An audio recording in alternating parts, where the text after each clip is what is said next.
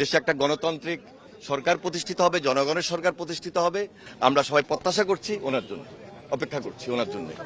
এটা আমরা আশা করছি যে এই দেশে একটা স্বাভাবিক রাজনীতির পরিবেশ সৃষ্টি হবে, স্বাভাবিক রাজনীতির মধ্য দিয়ে একটা গণতান্ত্রিক ব্যবস্থা চালু হবে, দেশে জনগণের সরকার প্রতিষ্ঠিত হবে। দেখুন, বাংলাদেশে যেমন আইনি কিছু জটিলতা আছে, দেশের বাইরে তিনি যেখানে আছেন যুক্তরাজ্যে, সেখানেও আইনি জটিলতা রয়েছে। তিনি খুব শীঘ্রই আমাদের মাঝে ফিরে আসবেন, আমরা সে অপেক্ষায় রয়েছি। অবশ্যই প্রস্তুতি আছে, অবশ্যই প্রস্তুতি আছে, খুব শীঘ্রই উনি দেশে আসবেন। আমরা মাঠে ছিলাম, এখনো মাঠে আছি, সুতরাং আমাদের প্রস্তুতি খুব স্বাভাবিক কারণেই আমরা তার অপেক্ষা আছি এবং সেই প্রস্তুতি নিয়ে আছি। আমরা দেশনেত্রী বেগম খালেদা জিয়ার যে মনোবল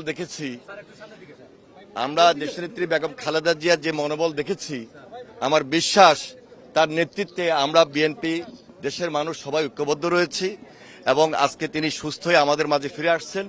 দেশে একটা স্বাভাবিক রাজনীতি থাকবে, দেশে একটা গণতান্ত্রিক সরকার প্রতিষ্ঠিত হবে, জনগণের সরকার প্রতিষ্ঠিত হবে।